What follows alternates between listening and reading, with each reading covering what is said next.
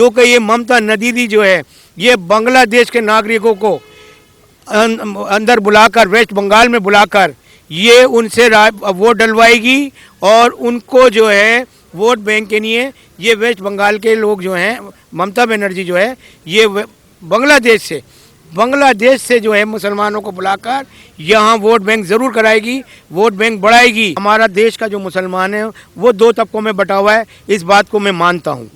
आज हमारे यहाँ अगर कलाम को मानने वाले हैं तो कसाब को मानने वाले भी हैं। कलाम को मानने वाले मौलाना अबू कलाम आज़ाद पहले हमारे भारत के शिक्षा मंत्री थे। दूसरे APJ अब्दुल कलाम जो हमारे साइंटिस्ट भी थे, जिन्होंने हमारे देश का नाम पूरे विश्व में सर उठाकर चलने के लिए दिखाया।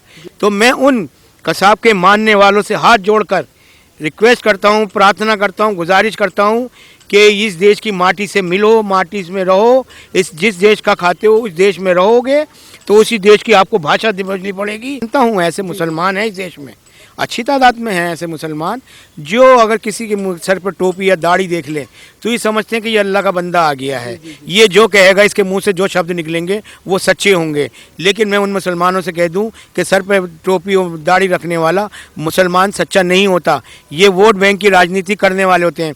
असदुद्दीन जो वैसे ही हैं, मैं इलेक्शन लड़ना किसी के लिए मना नहीं है, आप लड़िए, इलेक्शन लड़िए। असदुद्दीन ओवैसी जी से भी कहता हूँ आप इलेक्शन लड़िए, लेकिन आप इस्लाम के नाम पर, आप धर्म के नाम पर अगर इलेक्शन लड़ रहे हो तो ये गलत है। आप वहाँ विकास की बात कीजिए, आप विकास की बात कीजिए, आप काम की बात कीजिए, रोजगार की बात कीजिए, तो देखिए आपको वोट मिलेगा। लेकिन अगर आप कहोगे कि मैं एज ए मुसलमान आया हूँ और मैं मुसलमानों को उद्धार करूँगा, तो ये गलत है। ये गलत सोच है असदुद्दीन ओवैसी जी की। और बड़ा जो अपने आप को कट्टर मानता था, चाहे वो रामपुर का आजम खान हो, चाहे दूसरा कोई हो, आज कानून के दायरे में लेकर योगी आदित्यनाथ जी ने उनकी कमर तोड़ी है, उनकी घमंड को तोड़ा है, उनको गुरूर को तोड़ा है और उनको एहसास दिला दिया कि तुम इसी माटी से पैदा हुए हो, इसलिए इस माटी के खिलाफ जाओगे तो तुम्हारा अंजाम भी वही होगा जो भगवान राम के हाथों रावण का हुआ था। सर, किस तरीके से देखते हैं? तृणमूल कांग्रेस के एक सांसद का कहना है कि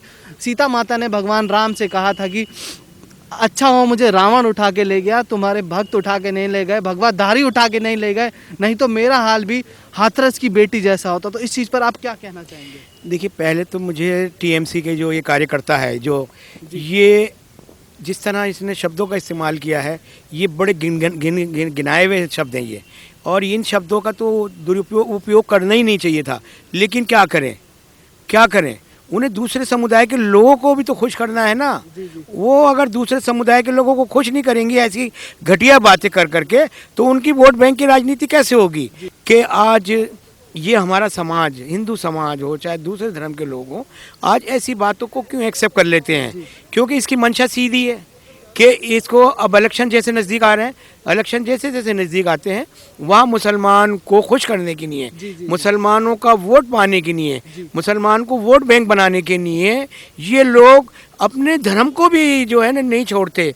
अब देखिए, सांसद ने जिस तरह कहा है, माता सीता के बारे में कहा है, वो बड़ा, मैं एज ए मुसलमान इस बात की कड़ी निंदा करता हूँ और उससे कहता हूँ कि तुझे भी एक जन्म देने वाली एक माँ थी। अगर उसके माँ के बारे में अगर कुछ कहा जाए, तेरी माँ के बारे में अगर कोई गलत शब्द बोले तो भाई तेरे पे क्या बीतेगी, ज़रा अपने गिरवान में मुंह डाल के देख ले। जी।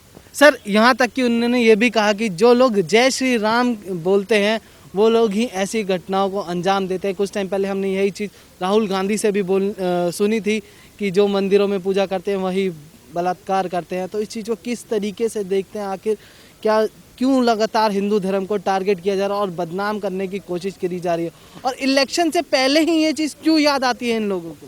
देखिए, जहाँ तक ये दंगों का मामला है या ये गलत नीतियाँ होती हैं कि जी साधु ही बलात्कार करते हैं या राम के मानने वाले करते हैं, मैं उस बंदे को कहना चाहता हूँ, मैं राहुल गांधी से पूछना चाहता हूँ कि इस देश में क्या हिंदू बच्चियों के साथ ही होता है?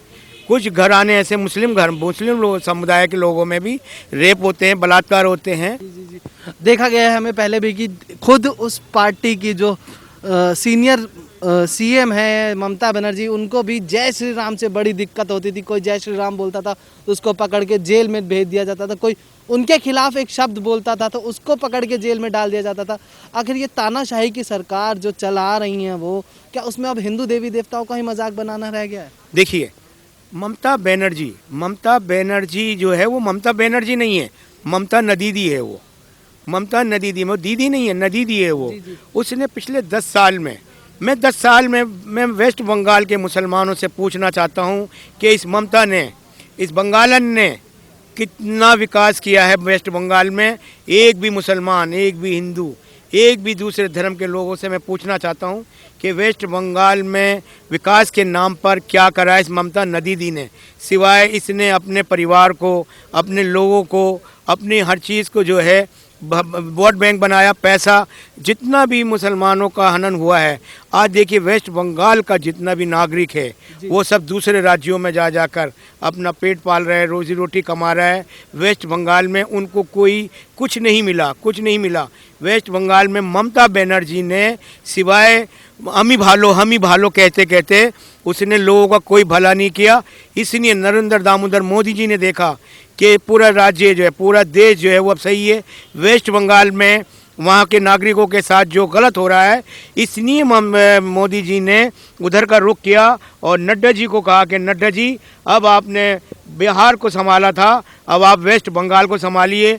और नदीदी को देखिए, आप ममता बनर्जी चैलेंज करती है कि 294 सीटों की वो आज वेस्ट बंगाल है, आप 30 सीटें ला के दिखाओ। वो बीजेपी को चैलेंज करती है। अरे मैं तुमसे पूछता हूँ कि तुम कितनी सीटें ला रही हो? बंगालन वेस्ट बंगाल की भाषा बोलती हो, बांग्लादेश से जो फंडिंग आती है। और मैं माननीय अमित शाह जी से एक बात कहना चाहता हूँ कि इस वक्त जितने भी हमारे वेस्ट बंगाल के बॉर्डर जो हैं, जो दूसरे राज्य स्टेटों से लगे, जो दूसरे कंट्रियों से लगे हुए हैं, चाहे वो पाकिस्तान हो, चाहे वो बांग्लादेश हो, चाहे वो कहीं का भी लगा हुआ हो, वहाँ कड़ी नज़र रखें। जिस तरीके से ये बयानबाजी शुरू होती है मुस्लिम वोट पाने के लिए, तो क्या मुसलमान जो भाई हमारे इस देश के हैं, क्या वो इन सब चीज़ों से खुश होते हैं क्या? क्योंकि कई बार देखा गया कि जहाँ ऐसी बयानबाजी होती है हिंदुओं को लेकर, हिंदू देवी देवताओं को लेकर, वहीं एक तरफा वोट उस जिसने ऐसी बयानबाजी करी होती है उसकी पार्टी को ऐसा पूरा मुस्लिम वोट उठकर चला जाता है। तो इस चीज़ को किस तरीके से देखते हैं और क्या कहना चाहेंगे, क्या ऐसा सच में है? नहीं, देखिए, पहले का तो मैं कह नहीं सकता, लेकिन जब से इस देश में देखिए, इस देश में, ये भारत देश में हिंदुस्तान की पहचान है, हमारा हिंदुस्तान। और मैं उन दोगले लोगों को बता दूं, समझा दूं, दिखा दूं कि मुसलमान अब इन चीज़ों के बातों में नहीं आता, इन बहकावों में नहीं आता। आज का मुसलमान सर पर टोपी ओढ़ता है, दाढ़ी रखता है। और हमारे इस्लाम में ये कहा गया है कि अगर आप जिस देश में रहते हो उस देश के कायदे प्लस कानून मानो। उस देश से नमक हरामी मतलब आपने अपने रसूल से गलत किया है, आप अपने दीन से गलत हो जाओगे, आप ईमान से फिर जाओगे। इसलिए मैं उन मुसलमानों से कहना चाहता हूँ, और ख़ास तौर पर उन लोगों से जो इन चीज़ों में, देखिए, आज के ज़माने में आज जितने पढ़े लिखे युवा, आज देखिए आज विवेकानंद जी का युवा दिवस मनाया जा रहा है। तो मैं उन्हीं के नाम पर कहता हूं कि उन्होंने कभी भेदभाव की राजनीति नहीं करी, उन्होंने हिंदू मुसलमान को लेकर राजनीति नहीं करी, उन्होंने किसी चीज़ को उन्होंने कहा इस देश में सारे बराबर के हैं, सबको बराबर का हक और सम्मान मिलता है और मिलता रहेगा। इसलिए मैं मुसलमानों से कहना चाहता हूँ कि ऐसी ममता बनर्जी जैसी औरतों के बारे में जो बहकाती हैं, जो हिंदुओं के बारे में गलत बोलती हैं, कल को यही लोग वो होंगे कि जब मुसलमानों के खिलाफ बोलेंगे तो आपकी आंखें इनको आवाज़ उठाने के लिए नहीं निकलेगी, आवाज़ नहीं निकलेगी आपकी, क्योंकि अगर आप दूसरे हिंदुओं के लिए हंसी मजाक उड़ा रहे हो, उनके धर्म का मजाक उड़ाओगे, कल को इस्लाम का मजाक उड़ाने वाले भी 50 खड़े हो जाएंगे। आप इस बात को लिख लो। जी सर, जो आपने बात कही उससे तो हम सहमत करते हैं, पर ऐसा देखा गया है कि जैसे बिहार में अभी इलेक्शन हुआ था, ओवैसी ने 5 जगहों से चुनाव लड़ा और पाँचों की पाँचों जगह मुस्लिम बहुल इलाके थे और वहाँ पर उन्होंने बहुत ही कट्टरता भरे बयानबाजी करी और भाषण दिया। उसके बाद उनको वोट मिल जाता है और वो 5 सीट जीत जाते हैं। तो इस चीज़ को कहीं ना कहीं असर तो पड़ रहा है कि मुस्लिम वोट कहीं ना कहीं अट्रैक्ट तो हो रहा है इन सब चीज़ों से, तो इस चीज़ पर आप क्या कहना चाहेंगे? देखिए, जो दूर गांव दराज के जो लोग हैं, जो मुसलमान हैं, जी जिनको ना शिक्षा का पता है ना ज्ञान का पता है, वो ऐसे लोग हैं। मैं मानता हूँ ऐसे मुसलमान हैं इस देश में, अच्छी तादाद में हैं ऐसे मुसलमान, जो अगर किसी के सर पर टोपी या दाढ़ी देख ले तो ये समझते हैं कि ये अल्लाह का बंदा आ गया है। ये जो कहेगा, इसके मुंह से जो शब्द निकलेंगे वो सच्चे होंगे। लेकिन मैं उन मुसलमानों से कह दूं कि सर पर टोपी और दाढ़ी रखने वाला मुसलमान सच्चा नहीं होता। ये वोट बैंक की राजनीति करने वाले होते हैं। असदुद्दीन जो वैसे हैं, मैं इलेक्शन लड़ना किसी के लिए मना नहीं है, आप लड़िए, इलेक्शन लड़िए। असदुद्दीन ओवैसी से भी कहता हूँ आप इलेक्शन लड़िए, लेकिन आप इस्लाम के नाम पर, आप धर्म के नाम पर अगर इलेक्शन लड़ रहे हो तो ये गलत है। आप वहाँ विकास की बात कीजिए, आप विकास की बात कीजिए, आप काम की बात कीजिए, रोजगार की बात कीजिए, तो देखिए आपको वोट मिलेगा। लेकिन अगर आप कहोगे कि मैं एज ए मुसलमान आया हूँ और मैं मुसलमानों को उद्धार करूँगा, तो ये गलत है, ये गलत सोच है असदुद्दीन ओवैसी जी की। असदुद्दीन ओवैसी जी से मैं यही कहना चाहता हूँ कि राजनीति करें, अच्छी बात है राजनीति करना, हमारा देश सेकुलर देश है, यहाँ हर आदमी को बोलने की, करने की, सोचने की, समझने की हर तरह की आज़ादी है। इसलिए मैं आपसे भी विनती करता हूँ, रिक्वेस्ट करता हूँ कि आप इस तरह की राजनीति ना करें, लोगों को आपस में ना भिड़ाएं, क्योंकि आज हिंदू मुसलमान, सिर्फ एक देश में हिंदू मुसलमान ही नहीं है, सिख ईसाई भी हैं। लेकिन आज जितने भी, चाहे हमारे जितने भी उलमाए दीन हैं, चाहे जितने भी हमारे सरकार ये लीडर हैं, ये इनको पता चल जाता है कि यार आज मुसलमान को अगर हम यहाँ हिंदू को गाली देंगे तो मुसलमान खुश होगा। लेकिन मुसलमानों याद रखो, कल को यही लोग तुम्हें गाली देंगे तो हिंदू खुश नहीं होगा। हिंदू आवाज़ उठाएगा, हिंदू आवाज़ उठाएगा कि एक मुसलमान के लिए आप गलत शब्दों का इस्तेमाल क्यों कर रहे हो, आप धर्म के बारे में उनके गलत क्यों बोल रहे हो। ये सीख हमें सीखनी चाहिए, हमें सीखनी चाहिए। जैसे कि अभी वेस्ट बंगाल के जो लीडर ने कहा है सीता मैया के बारे में, वो बहुत गलत है।